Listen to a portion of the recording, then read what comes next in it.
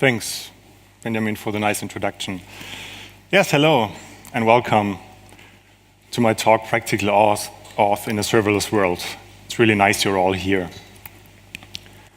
So yeah, my name is Andreas Grimm, and like Benjamin already said, I not only love serverless, but also domain-driven design, which is why at some point I founded the domain-driven design meetup here in Berlin.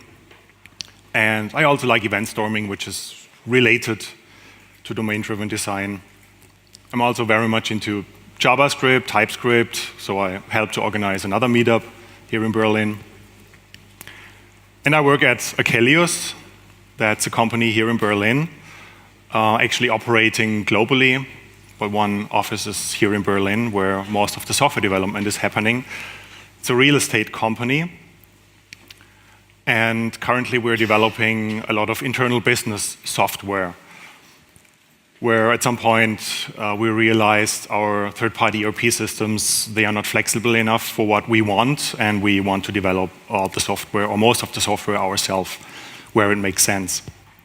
And we have an environment with roughly 2/3 Kubernetes-based, container-based projects, and 1/3 serverless, mostly on Azure platform, but slowly moving also to AWS. And I'm working more or less on identity and access management architecture, where I help to integrate all those different applications that we develop from a security point of view with modern Auth, which is OAuth 2, OpenID Connect, here and there some SAML as well when it's about connecting some federation, older enterprise systems. And yeah, since I joined, it's over 2 years ago now, I try also to spread the DDD mindset and try to help raising the awareness that this is important and we can be much more efficient. And as Achelios, let's say it's not poor, I try to give something back to the community, and by now almost every month we do a meetup where we invite a user group to our offices. Yeah, so what we will talk about is first what, at least I would say, what serverless is, what I think are some very important properties of serverless, just so that you see where the auth part or authentication for the most part today, where that fits into this big serverless picture. And then really quickly, my serverless story, why I find it very valuable and why I like it. And then when we get this big picture, then I'll tell you what's so special about serverless and auth, about this combination. And then some really quick, some auth fundamentals. Or let's ask right away, who of you does not know what OAuth 2 is? One, okay, for the most, okay. And you heard of JWT, JSON Web Token, as one form of bearer token? Or let's say, who does not know? Okay, that's good, that you have this basic knowledge. Yes, and then we'll see how we can secure a serverless API. That means function as a service with on AWS with an API gateway in front, but in Azure Functions you don't need the API gateway part. So this is one major part, and then from within a function, how we can use a machine-to-machine client to connect to a different API, be it serverless or not. In this case, it's also serverless. So like how to protect an API and how we can access an API. Okay, what is serverless? I mean, there are still servers. Yeah, you know, heard it a lot, most probably. It's just that you don't have to care about them anymore. It's like Jan said, rather famous quote, it's like with Wi-Fi, it's wireless fidelity. Yes, of course, there are still wires from your Wi-Fi router to the cable modem, but you just don't care about them anymore. And with serverless, it's the same, that at least for the most part, you do not care too much, at least, about them anymore. And one really important thing is that you're based, or you're charged based on usage. That means the different terms here, it's pay as you go, pay per use, pay per request, or pay per transaction. It's kind of all the same thing, that if you don't use something, a service or a piece of software, then you don't pay for it. So no subscription-based things like you pay a fixed amount per month if you use it or not. Only pay for active usage. And just some recommendation, what makes this really interesting is, and Jan Kui talks about that in this video, that serverless enables FinDev, kind of as the next step, but you should watch that video, can really recommend it. Yeah, and I don't like serverless too much because of this, are there no servers anymore? I rather like to call it Serviceful, because it's really about connecting those high-level services. Some say real cloud native, because some already claim Kubernetes would be cloud native, but I don't want to get into this argument, because serverless is actually much more than only this compute. We'll see that in a bit. And it's about not dealing with low-level infrastructure anymore. And CQRS has a very good talk as well, where he explains this higher level concept where you have those business components, which much more business functionality that you more and more configure only and put them together. He's talking about business components and deployment as a service, where we will head to. And his talk is titled, Skip the First 3 months of Development. So it's really about saving time for just lower level things that you would need to do otherwise. And yes, serverless is more than just function as a service. It's also storage. There the same concepts apply, that you want to be charged based on usage. And for even longer than AWS Lambda or Azure Functions was around, AWS S3 or Azure Blob Storage, or DynamoDB, Cosmos DB, they all more or less have this pricing model where you don't pay if you don't use it. Especially interesting is AWS AppSync. It's quite new. It's a managed GraphQL backend where you really quickly can scaffold, based on your schema, a managed GraphQL backend, so with real-time updates for the front end. And if you don't use it, then you don't have to pay it. That means you can, for example, generate or really quickly scaffold a lot of different environments in the cloud for every developer. If you don't use it, you don't pay for it, so that doesn't matter. It's messaging also. And it streams with Kinesis or Azure Event Hub and more, right? There's this serverless paradigm can be applied to, think almost everything. Think, can you make a service out of it? Is there a service that has a different pricing model, this modern pricing model? And tomorrow there will be a nice talk where it will be explained in much more detail why serverless is much more than functions as a service. So you should not miss it. And quite a while ago, but Nate Taggart from Staggery.io has a very interesting podcast that I can also recommend, where he explains the whole ecosystem of serverless. Yeah, my serverless story is I love business problems. That's why I also so into domain-driven design, because I don't like to babysit infrastructure, those low-level tools. It's just not for me.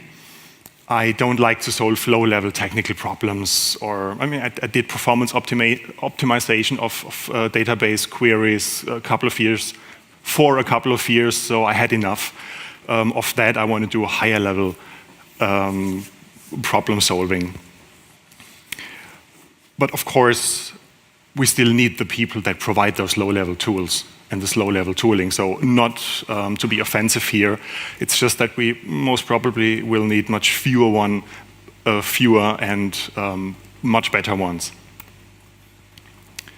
And I love effective software development. That's, again, domain-driven design. Can you help with this? But also event storming by Alberto Brandolini. This is really a nice fit to serverless. That's why I like it so much, and which brought me closer to it, because this event storming is a concept to model your business process as a whole, and it's event-driven. And this is a perfect match for serverless in this event-based architecture, in this event-driven world. And just a hint for a new upcoming book from Adam Dimitruk, Event Modeling. It's not out yet, but it will be very good most probably, so you should not miss it. I also like the real DevOps culture. I was like, what is real? I mean, like becoming one product team from business through all like stack, software development, front end, back end, QA, business analysts, testers. They should be one team and learn quickly from business and quickly implement that and put it into production and to get feedback. In domain-driven design, there's something called the Modeling Whirlpool. I read about it first in Eric Evans' Domain-Driven Design, the Blue Book, the DDD Bible. It's very similar to, for example, the classic book from Eric Ries, The Lean Startup, where he talks about build, measure, learn. It's all about short feedback loops, and this is what serverless enables you to do. It's much more that we're getting towards continuous discovery. This is what is being enabled, or continuous experimentation. It does not take too long. Yeah, and I don't like the cost of the self-hosting, or that it is hard to measure. I always had a bad feeling about that, because I want to work efficiently and save money for the company. And with self-hosted systems, it's so hard to measure the real costs.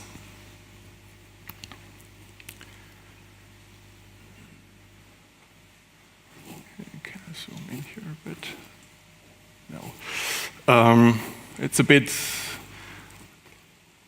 small to read, but Sönke Rümpler from Hamburg, he came up with this total cost of ownership user story, where basically a team should justify why not use managed services, especially those serverless services, and that they have to acknowledge, yeah, we know there's a solution out there, but we have specific reasons to not use that. I like it. It helps you just think about, okay, why should we still do that, or be much more clear about the reasons.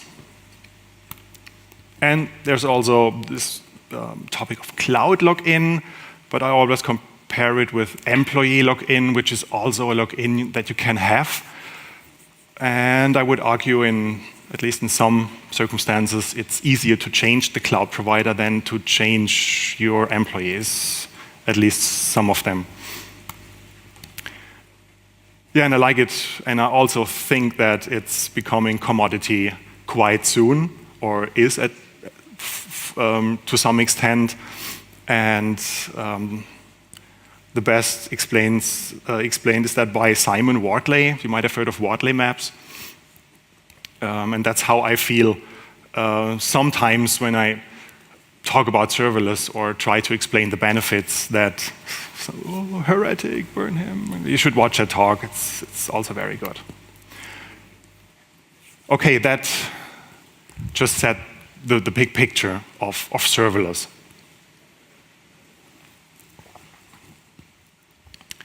And now, what is so special about serverless and Auth, authentication and authorization? Yes, there are some talks out there, but I found they're not really getting to the point what is so special about that. As I said, serverless is much more than functions as a service. And if we take into account all the components involved, then as a logical consequence, we also have to look at the identity provider level. Oh yeah, the term is identity as a service. You might have heard about that. And there are some self-hosted identity providers where you have the typical problems of self-hosted systems, like how to scale, no SLAs, or if you're on PagerDuty for identity provider, I would not want to be that one, because if that identity provider fails, then all the applications fail. No one can log in anymore, and you don't want to be on PagerDuty then. But also it's the list from Sönke that you can reference to here. Yeah, some to mention are Keycloak and Identity Server. They're quite good products, but they are self-hosted. And I love managed identity providers, like Auth0, Azure Active Directory, but there's more, Okta, Ping Identity, or also AWS Cognito, which might be familiar to you. They all are managed identity providers. In our case, we're doing an example with Auth0 today. But the pricing model, this is really the key point here, that you want the same pricing model for your identity provider. You want it to be serverless, charged based on usage, and not subscription based, that you have, let's say, a couple of dollars per user per month or something. Let's see what Auth0 pricing says here. And you can see that it is it has those ranges. So it's kind of a mix. It's pay per use, yes. Pay per at least individual transaction, not really, but quite close. And you can mix those regular active users. That's if a user used an application in one calendar month, so you have, this spectrum where this pricing is, and you have dedicated pricing for machine-to-machine authentications. We'll see an example of that in a bit. And enterprise users are more expensive. That's a general thing. If you're not logged in with GitHub or Facebook or another social identity provider, but your users are based on Azure Active Directory or Active Directory, like this enterprise environment, then you have to pay a bit more. Let's just quickly compare to Azure Active Directory. And they have kind of two versions of the identity provider, where this one would be the social identities, where you can log in with GitHub, Facebook, Twitter, and so on. And this looks quite nice. They base on storage, so just to store users costs something, but that is okay, storage at rest. That is totally fine. But there's the drawback that you have no enterprise users and no machine-to-machine communication. Therefore, they want you to use the more enterprisey, full-fledged Azure Active Directory.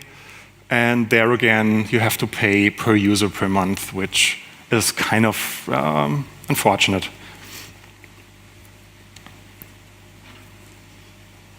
Okay, there's technical aspects also to it, not only the pricing model, like customizability. And just a quick example, Auth0 has this concept of rules, where a rule is like a code snippet that also runs in a serverless fashion every time a user logs in or every time machine-to-machine authentication is being made.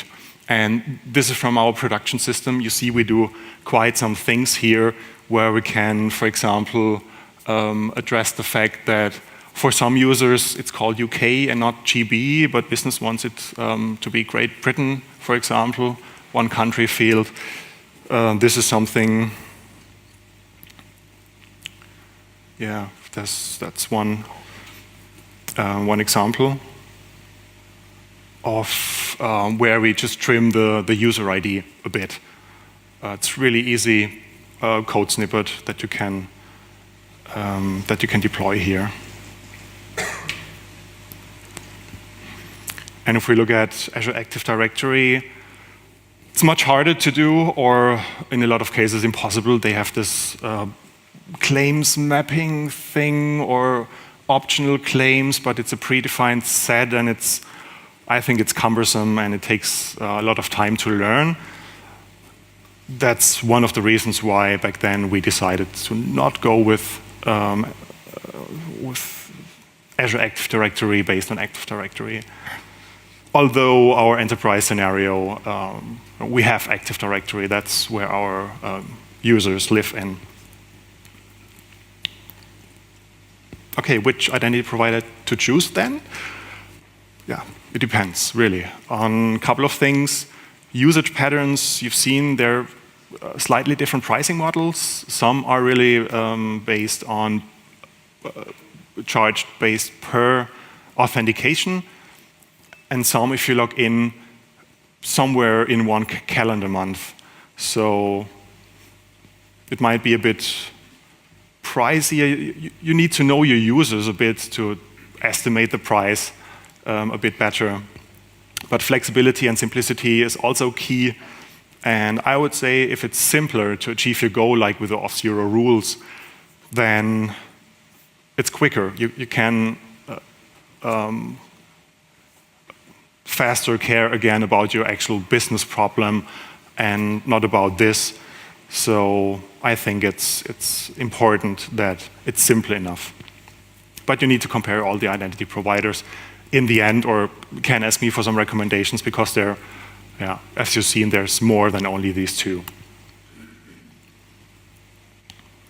Okay, in my following examples, these are the services that are being used. It's Auth0, the identity provider. Then it's Azure Functions. And quickly we look at Azure API management. You may think of API gateway in AWS. And something relatively new, it's called Cloudflare Workers. And Azure Key Vault and Azure Managed Identities. Key Vault is Azure's security management system, and Azure Managed Identities comes close to the IAM roles that you might know from AWS.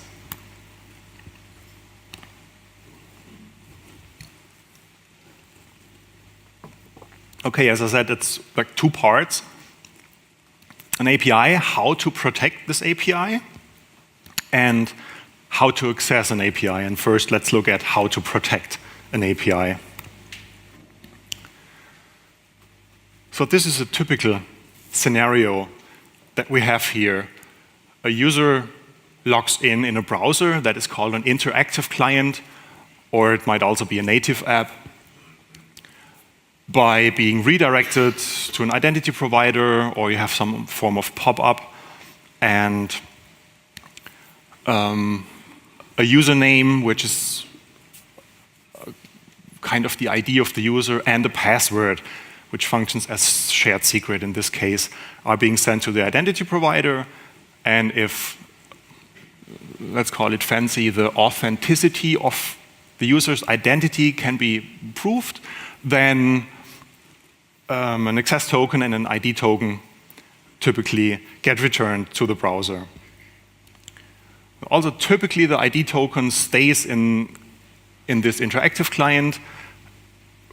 This is called OpenID Connect, or it's based on the OpenID Connect standard, and the access token is being sent along to an API with every request to get data.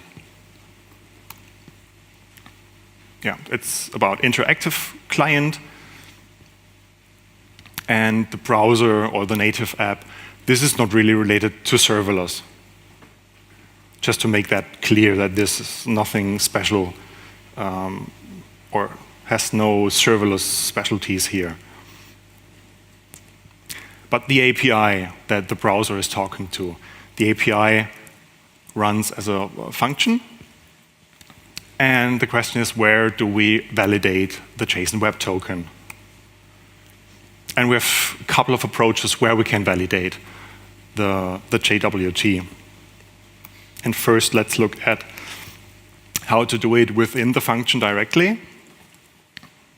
This is an NPM package that I provided at some point. It's based on Express JWT from Auth 0, an open source library, and it makes it a bit easier to use in an Azure function.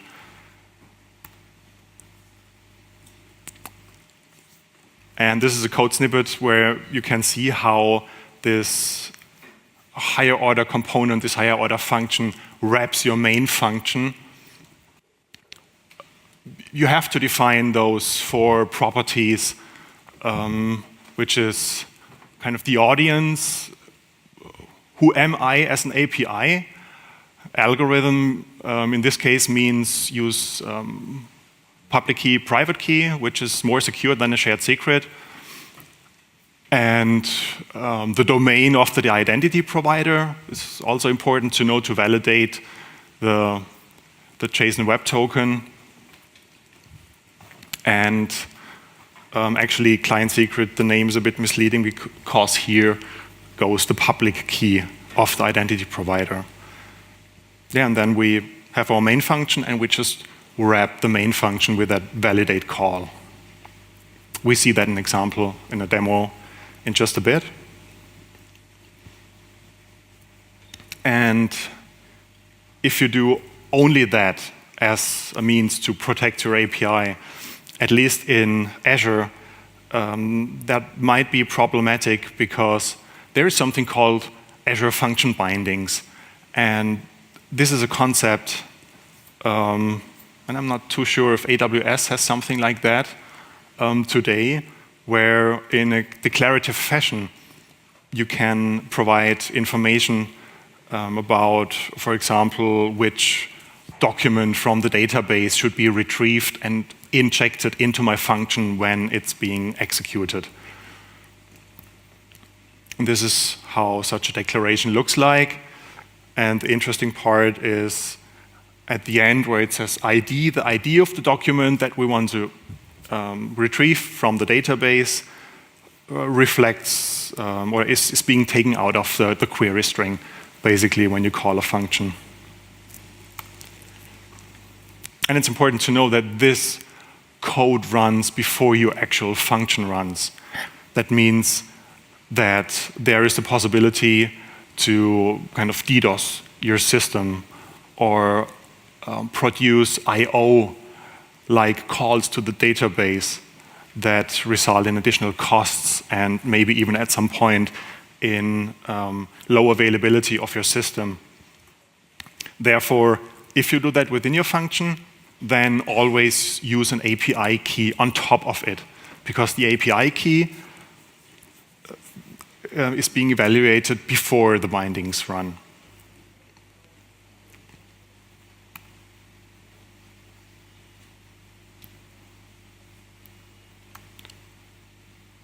That there's the possibility to define that the JWT should be checked in the function app. And the function app in Azure is this group of functions.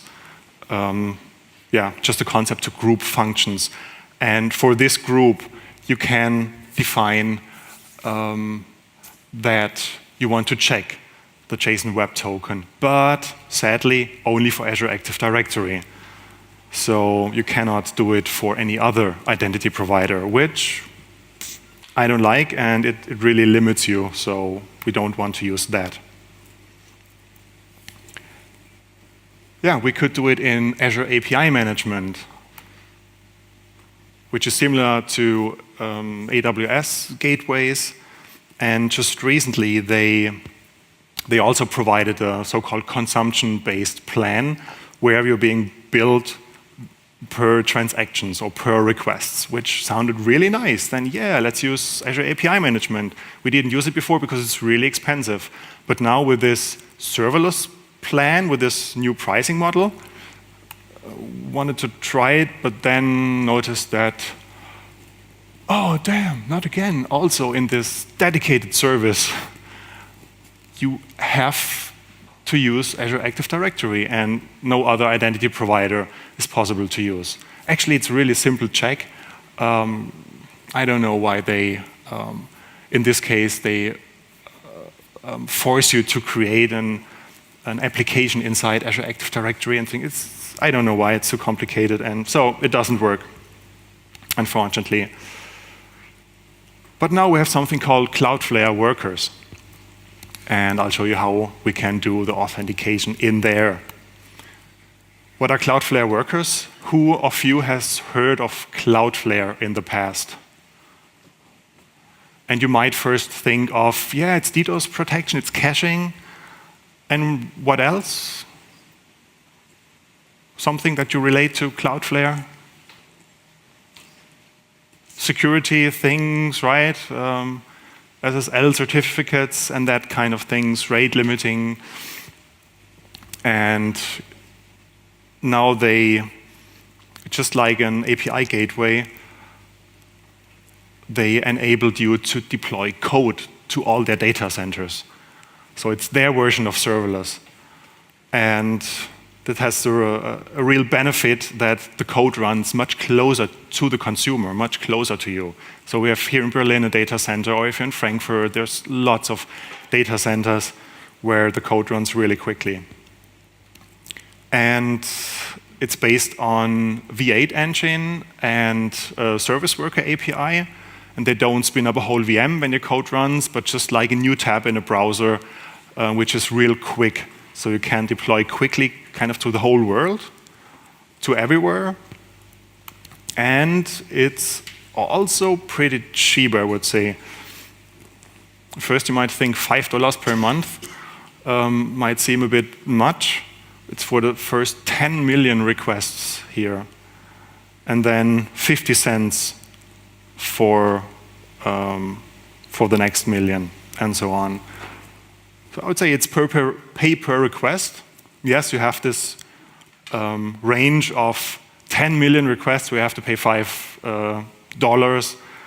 But I would say if you kind of would complain, oh, why don't I pay only $1? I mean, it's pay per request in ranges, I would say, so that's totally fine. And this is a code example of how we could validate a request when a request comes in. Where we have our code, we can look into detail later if you want how that is done in detail. We check if the JSON Web Token is valid, that means not expired, the API identifier is correct, and the identity provider is correct. And then what we can do, we just forward the payload, because the token most probably contains information that you need in your API, like roles or permissions that you send along with it to do authorization afterwards. So we just forward the payload here. And within your API, this is then how you can consume this payload. It's called user because in Express, that's what they like to call it. This context, it's in .NET, it's claims principal, there's different names. It's just the payload of the JSON Web Token then that you can access here. And how do we prevent our origin API from being accessed, like from requests that being bypassed Cloudflare? At least we also should use such a shared secret, an API key that only Cloudflare can access the API, or if you want, you can also do it on a certificate-based manner.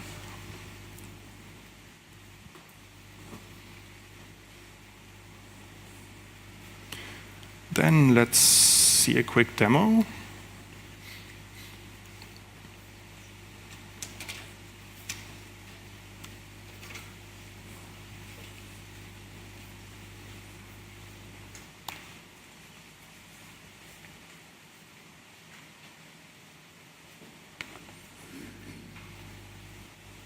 If I have internet, then that's even possible.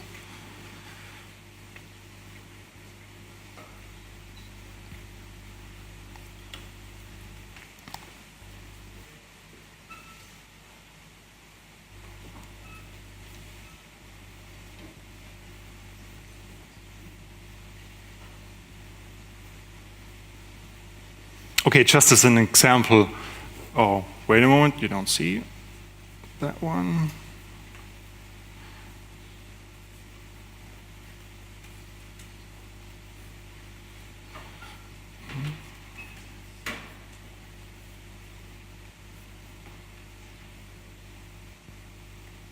So, sorry for that.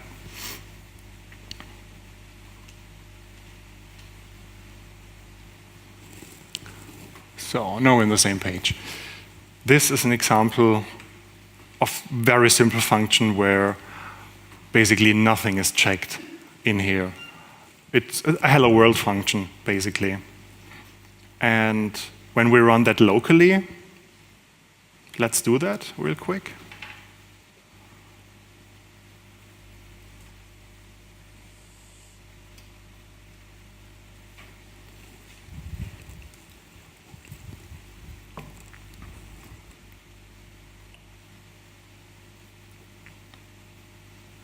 So this is protected by just an API key, but when we run it locally, we don't need to specify the API key. The API key is only for when it's deployed in the cloud.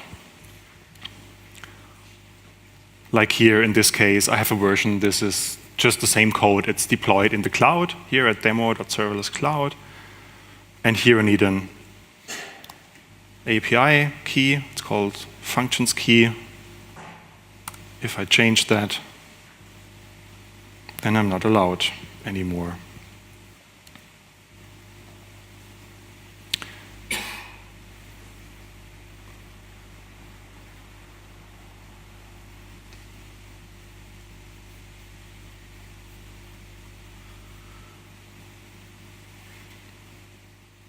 And we saw some code snippets before how you would do that JWT validation inside your function. This is the configuration here. And this is our main function. It just says when successful, yay. Otherwise, oh, something went wrong. So just to see if the JWT is validated correctly. And if we execute that, then you see it's complaining about the JWT. It's not like expected. So let's get one real quick.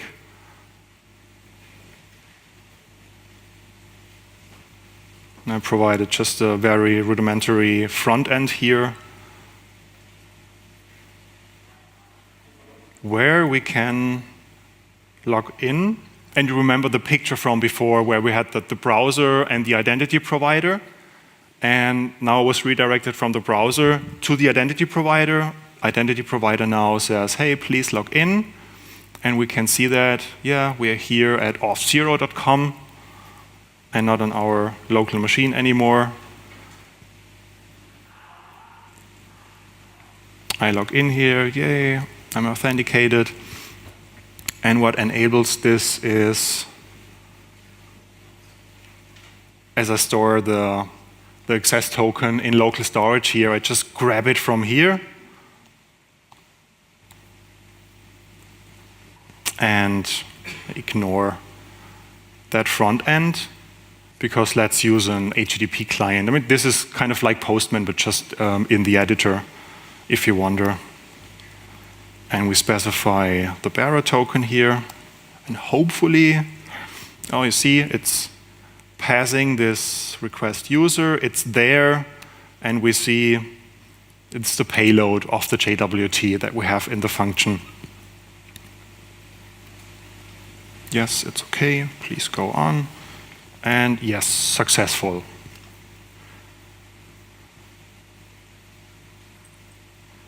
And again, as we run locally, we do not need to specify an API key here, but just imagine in the cloud version, you need an API key along with it.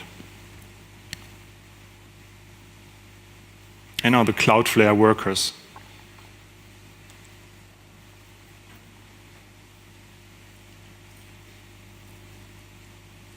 Just have a quick look at the code here, where you might recognize that this looks like service worker API inside the browser. So the request comes in, and you can do lots of things, not only JWT validation, you could even write complete applications here, because they also, since recently, provided a key value store, which is also pretty fast. We do some routing here. We can have a look at it later if you want. Just wanted to show you that at some point we're checking, is it the correct audience or not? And did it expire or not? So the basic things that you would check. So with own code, it's really easy. I don't know why in some API gateways it's not that easily possible to do it, because it's an open standard. And if you would be based on that open standard, it should be really easy to do that.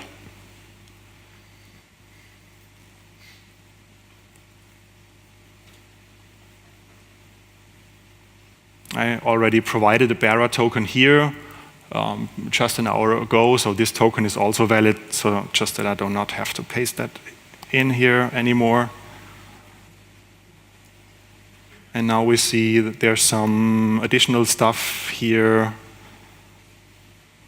coming from Cloudflare, because it goes through Cloudflare in this case, and it also works.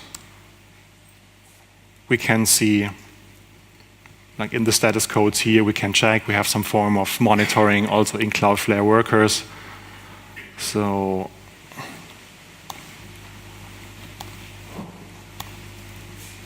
let's produce some traffic here, just for the sake of it.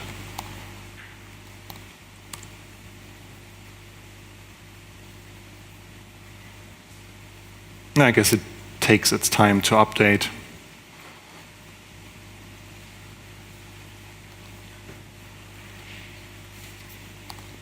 You could also test. You see I applied a rate limit, so now more than 10 requests per minute is also something you can do with Cloudflare, but that just as a side note.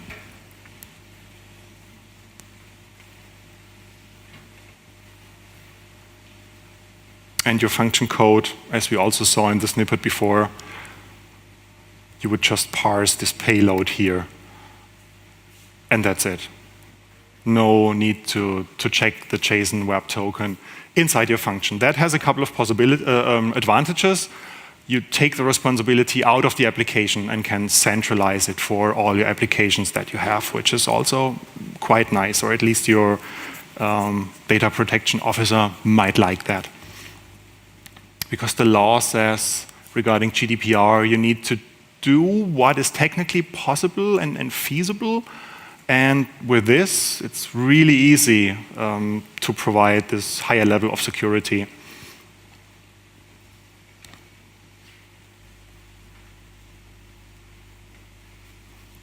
Okay.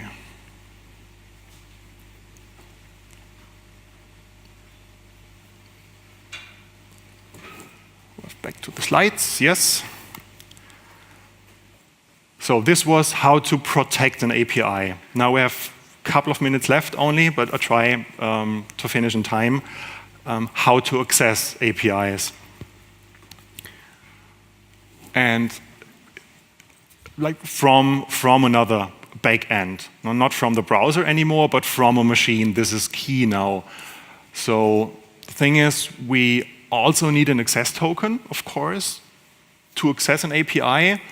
But from the backend, we need to send a client ID and a client secret, and two other things, but this is the most important. We need to send that to the identity provider, and we get back an access token that we then can send along to the backend to receive the data.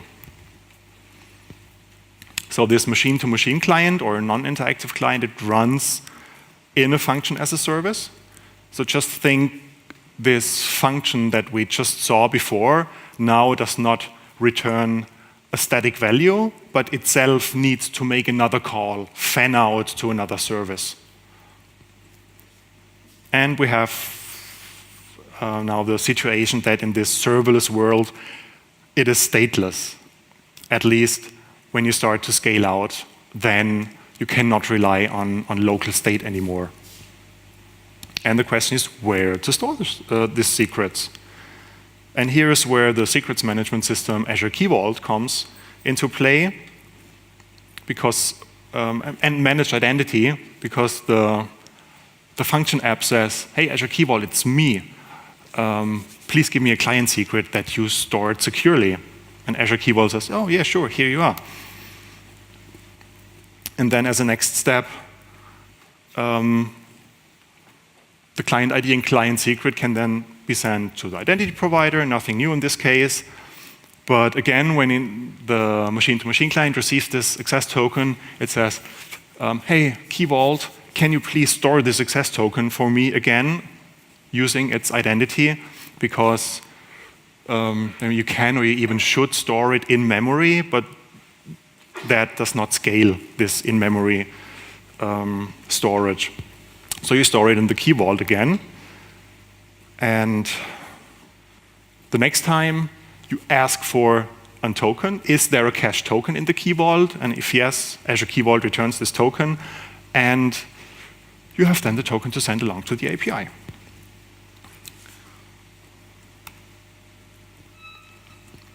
So just a quick look here, a couple of slides, how that looks. In Azure, you just go to the function app and you activate its identity. I don't know why you have to activate it. And then in the Key Vault, here's how a secret looks like. We store our client secret that we need. And in the Key Vault, we need to specify the function app's identity, the privileges that it has, and keep in mind principle of least privilege.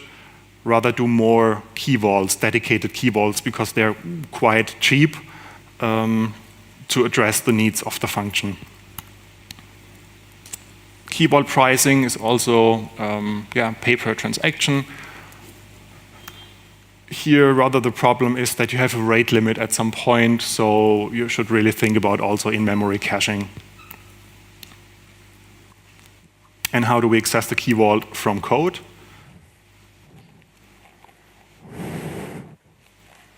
Let's see, this is what most probably every one of us already did, stored a secret in the code. We don't want to do that anymore. We just expect it as environment variable. And here in our application settings, we just specify a reference to the Key Vault. And when we get a token, we just use this client secret that we get from the Key Vault and use it to get a new token from our identity provider.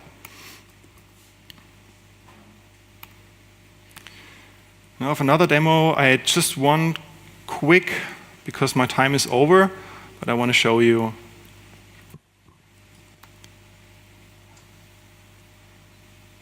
at least the effect of it.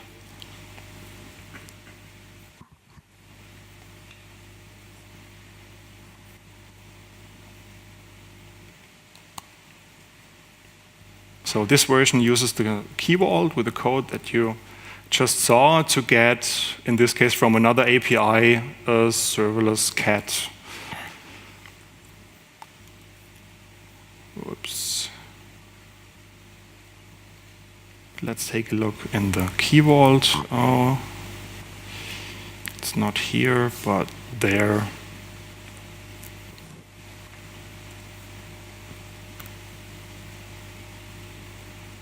Here we have a cached one. I just quickly delete the cached one so that we only have the client ID left.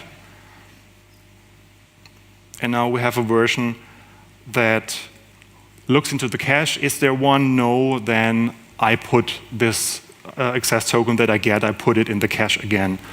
So when we execute this one, hopefully it works. You see again, it got this serverless cat. And when we refresh, we see it created this access token. And if we have a look at it, you see EY, that's typical for an access token start. yeah, if you want, we can look into more details after the talk. Just come and ask me. So no wrap up. My time is over. Just want to say thanks. Nice. Cool picture.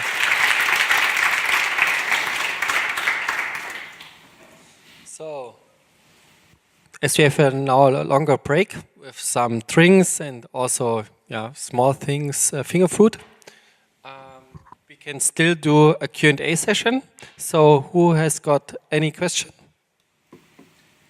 Right? Can you take the mic? Yeah, mic is coming.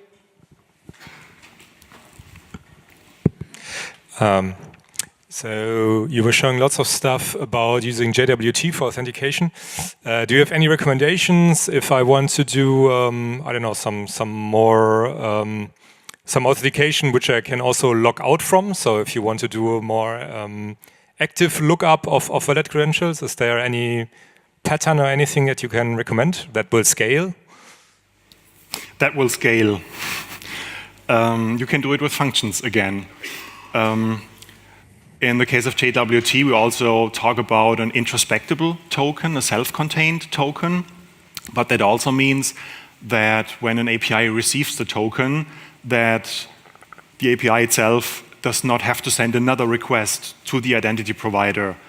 This is an advantage, and in some scenarios also a disadvantage. The other type of token, it's also a bearer token, it's called reference token, which is typically can be any gibberish string. It's just an ID that we need to look up somewhere. But this provides us then with the possibility to immediately revoke a token, for example, or scenarios where you say, I want to log out everywhere from all of my devices, then we would rather do something like this. Auth0 can help you to some extent to do that, but you need to implement some own code also. Okay, thanks.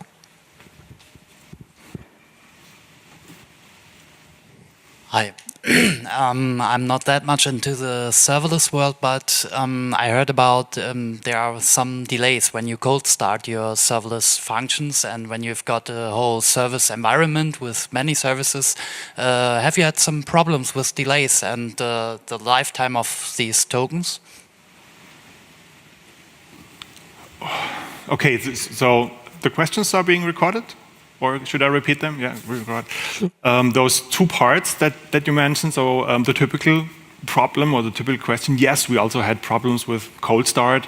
You can mitigate for that. This is not specifically related to Auth now, right?